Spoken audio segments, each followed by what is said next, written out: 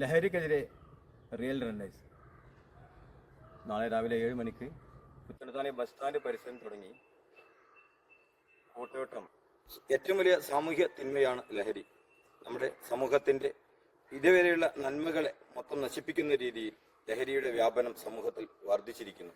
ഇതിനെതിരെയുള്ള ഒരു സാമൂഹ്യ ബോധവൽക്കരണത്തിന്റെ ഉത്തരവാദിത്തത്തിലേക്ക് ചുങ്കം real runners തയ്യാറെടുക്കുകയാണ്.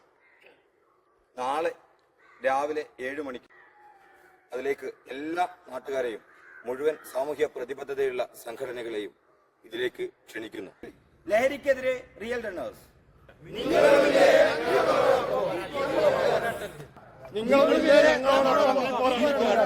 അപ്പോൾ നിങ്ങളുമില്ലേ ഞങ്ങളോടൊപ്പം ഈ പോരാട്ടത്തിൽ?